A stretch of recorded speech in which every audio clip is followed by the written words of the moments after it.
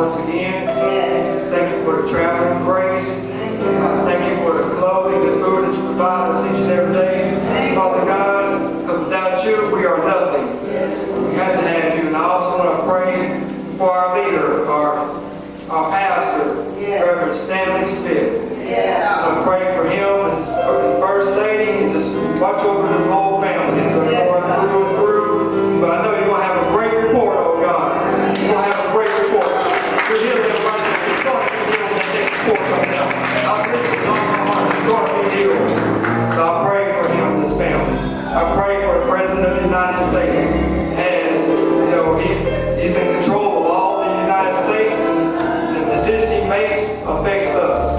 So making sure that we pray for him so he makes the right decisions for your people, Father God. Lord, just allow the Holy Spirit to work within this place and allow me to spread your word to your people, Father God. In Jesus' name, I give thanks. Amen. Amen. Amen. How's everyone doing today? Good. Man, wasn't it a great report to hear the First Lady talk about Pastor and how he's getting better and better? You should all give him a praise. I did get a chance to talk to him, though yesterday evening. He said he's doing great. He's just, like First Lady said, just low under the weather, but he's doing great, and he wants me to tell you all that he loves you all.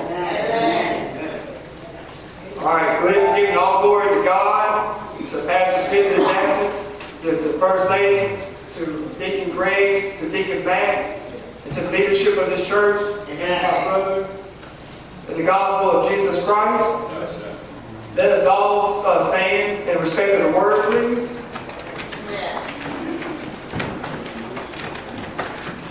And we're going to turn to Hebrews chapter 13.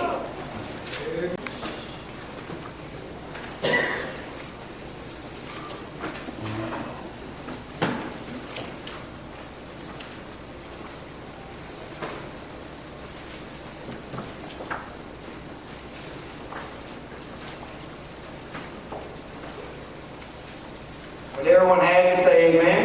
Amen. I didn't hear everybody. Amen. All right. We're going to go to verse 17.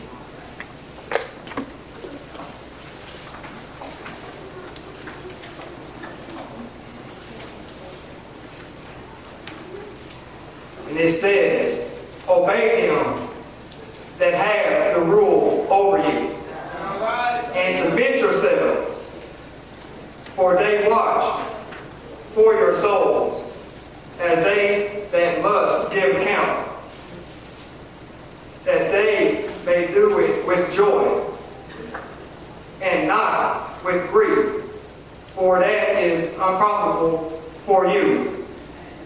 Pray for us, for we trust we have a good conscience, in all things willing to live honestly. You all may be seated. What will be used for a subject is obedience is better than sacrifice. Obedience is better than sacrifice, with a subtopic of God's chosen leader. Alright, so we know about obedience, a lot of us in here. I remember my uncles and aunts telling me about, we know what happens when we disobey, right? We know there's consequences. Alright, so we know sometimes there's consequences. When you go back to our grandparents' days and things like that, some of y'all may not know, the kids may not know, probably never heard of what a switch is.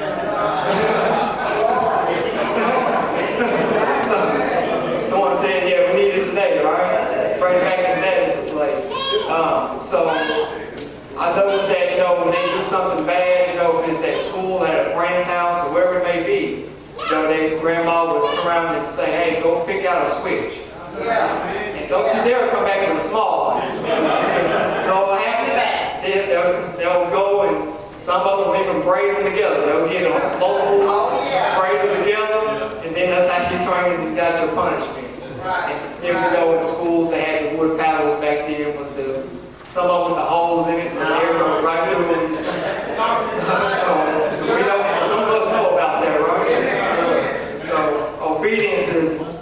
When I looked it up in the dictionary, it says to comply with a command, direction, or request of a person or a law.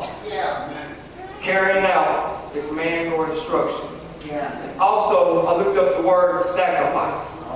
It says destruction or surrender of something for the sake of something else. Something given up or lost.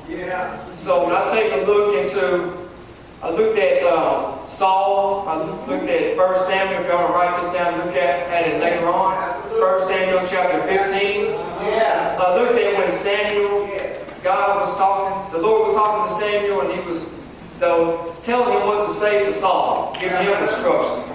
So when you look at verse 1, it talks about how Samuel was talking to Saul and told him to hearken to the Lord's voice. So hearken means to listen. A lot of times we just do not listen. I know we got 2 ears to listen and 1 mouth to talk. Right? So we need to be listening. Let's play a key importance here. Because when Samuel turns around and talks to Saul, he gives him an assignment. Look at verse 3 when you get time. It says, he told Saul to go smote the Amalekites. Now, okay, he said destroy everything. He said kill the king, kill all the men and women, kill all the goats, kill all the cattle, kill all the oxen. That's what he said. He said get rid of everything. Alright, so Saul turns around, he goes to work, he gets a total of 12,000 men to go attack. 12,000? Alright. So they go on, they go and they win the battle. Okay. The Amalekites, they turn around, they beat them pretty bad. They did. But there was one thing though. But when you take a look, Agag, which was the king at the time, the Amalekites, they spared his life. But if you go back, he said kill everybody. So what I'm telling you is, partial obedience is the same thing as disobedience. They talk about sacrifice. They say, don't talk about obedience is better than sacrifice. This is what sacrifice means in this word. It means disobedience. So now when we take a look, okay, and he kept the best sheep, the best oxen, the best cattle, and some other things. Alright, well, what do you think God did? God wasn't happy with that. He was not happy at all. So he goes and he tells, the Lord tells Samuel, man, I just wish I wouldn't have ever made Saul king. Know why? Because he was disobedient. You know what? It hurt Saul. So he went. It hurt Samuel. So Samuel went to Saul. And he talked to him. He said, what is it that I hear that you kept some of these things? Okay. So he tries to explain that Saul was like, no, I didn't destroy the people. I didn't destroy this. But I kept, Agag. I kept the best sheep, the best oxen to sacrifice the Lord. But Samuel said, hey, you should have done exactly what the Lord said. Destroy everything. Then when you take a look in verse 22, Samuel asked Saul a question. He says, had the Lord has great delight in burnt offerings or sacrifices, as in obeying the voice of the Lord? So basically what he was saying, asking him, like, which one is better? Is it better to be obedient, or is it better to sacrifice? We know what happens here. He says that to obey is better than sacrifice. So what ends up happening is that, okay, the Lord ends up rejecting Saul. Yes, he remained king, but he just did not have the success afterwards. He just was in there. So now the people that he's leading is just turning their wheels and just doing their own thing, right? So when you take a look at Samuel, God always puts somebody to complete the task. Samuel knew better. Samuel had obedience. You read on to the story, he talks about how he goes on, he kills the king, he kills all the rest of the sheep, the oxen. He completes the job. So that's obedience. So when I take a look at a God's chosen leader, that's what we have here at Faith Fellowship with our pastor, Stanley. We had that obedience.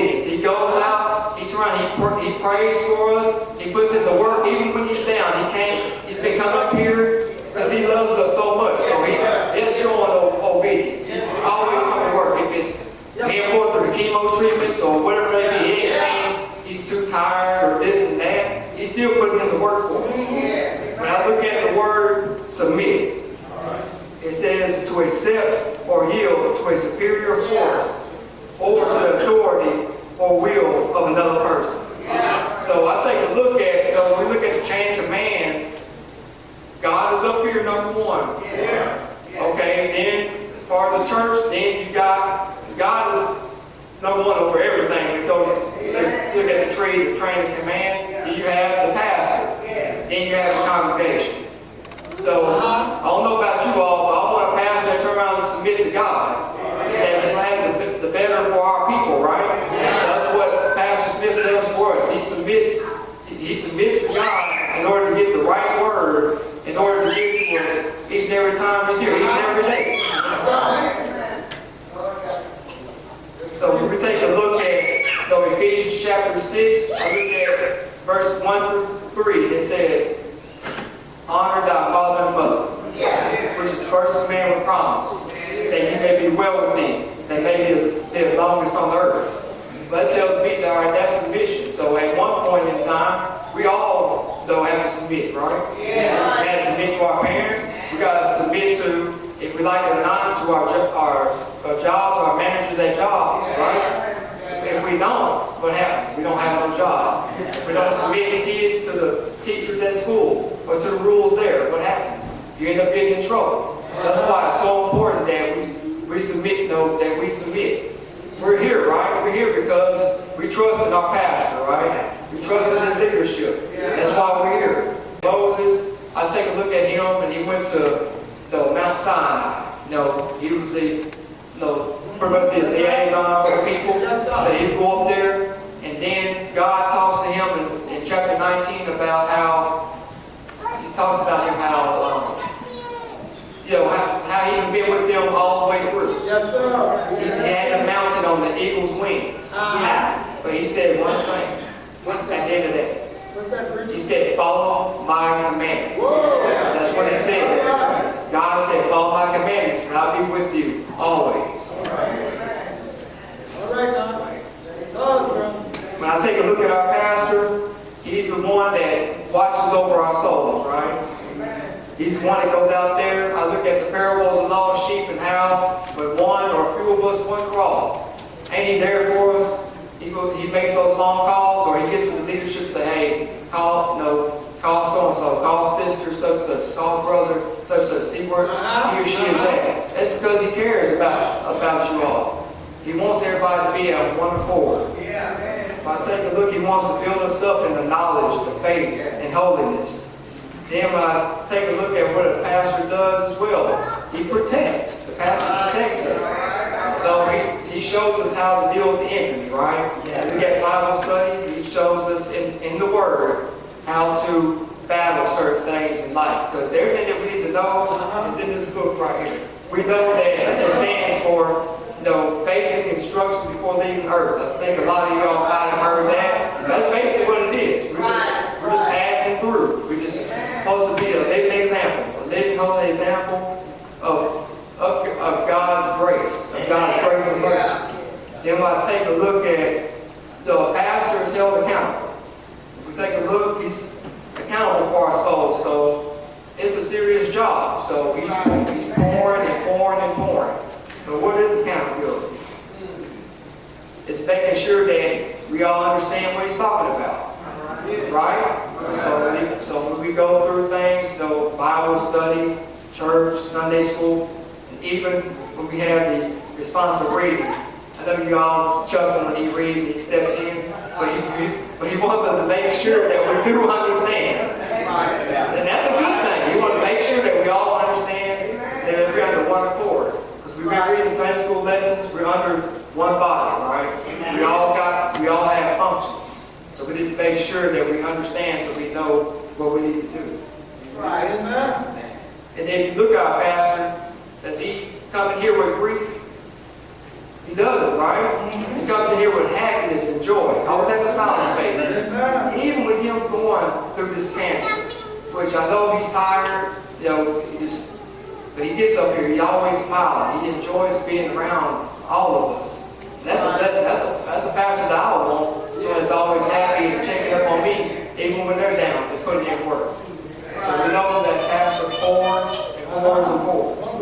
But when you take a look at Romans chapter 13, verse 1, it said that every soul be subject to a higher power. For there is no higher power but God. The powers that be obtained are of God. So everything works through God. You have to go through God. You need power. So our pastor goes to God in prayer, as I said before, and he actually gets on his knees and he prays for us to make sure that we're in the right direction. And I know that, some of y'all may feel that maybe being disobedient, stuff like that. We all have. We all have been disobedient. We're not perfect. But it's just a matter of turning around and praying. Look at us. That's what he prays. When Paul talks about prayer, when you look at verse 18, he says, pray for us. Okay, when you get these pastors, these bishops and stuff, they're pouring and pouring and pouring and pouring. But they need to be poured back into as well. You pour back into them with prayer. So we want to make sure that we're praying that our pastor has a good conscience. That he's in good spirits when he gets here. Because if not, what happens is a bad spirit or spirits will come in here, and then what we're going to do? Now then we're in trouble. So we need to be praying for our pastor. Then when I take a look at, have the attitude of Christ. But we know that Christ shows the perfect obedience. What do I mean by perfect obedience? Well, look at Philippians chapter 2, verse 8. It says Jesus walked in a being a fashion of man. And he humbled himself. Alright, so now I'm looking at Jesus walking as us. He came in the world and humbled. And he was humble, right? He came in a manger. He was strong. We got these fancy hospitals and stuff that we turn around, we come into. Our mothers give birth to us, and then we got a nice bed, nice blankets, and all that. They didn't have no room to even put Jesus. Then we had these kings that's all over the world. They own these chariots and things like that, sent up high. You never see Jesus be hoisted up high. No, not like that to the very end. Though he got hoisted up high. But he walked with people that, even his brother, the disciples, did not want him walking with, which is us. I mean, we have fallen short. He wanted to save us, so he walked with us to save us. So when I take a look at, he even became obedient to death. So what does that mean, becoming obedient to death? He walked and he carried all of our sins, all of our disobediences. He carried that along the way. He showed us how to handle situations. When we look through the gospel of Jesus Christ, Matthew, Mark, Luke, John, and you just keep on reading, it's the same thing. He's going, he's saving people, he's healing people. It's because he cares for us. He wants us to be back with the Father. So how do we get back into connection with the Father? Take a look. He was even obedient, even to the death of the cross. So I don't know about you, but I want someone that turned around that's advocating for us. Jesus is an advocate. He turned around and came on earth and lived for all of us. So as we take a look, I'm just imagining Jesus walking down to Calvary's cross. Then they hang him high. They hung him high. So I'm seeing him being hung high and stretched wide. But when I take a look, he said, that not my will, that thy will be done. So he didn't want to really do it, but he made sure that he did it for us. For me and you. When I take a look at him, getting nails in his hands, nails in his feet. I take a look at all that and piercing his side. When he's surrounded and bleeding, that was the perfect sacrifice. That's the only sacrifice that can erase everything for good. So when I take a look at all the disobediences that we have committed, even myself and everybody in here, we have committed disobediences, they are washed away by the blood of Jesus. We should be happy and say hallelujah right now because he came out and said he cares for us so much. And what I'm saying is that it's time to just really just, those big old meetings that we walk in this door with, leave them here. Jesus has already cleansed us with His blood. He cleansed us. He's come out and yelled out for us and said, He wants us to be clean. So y'all just remember that. Stay obedient and study and hear the Word of God.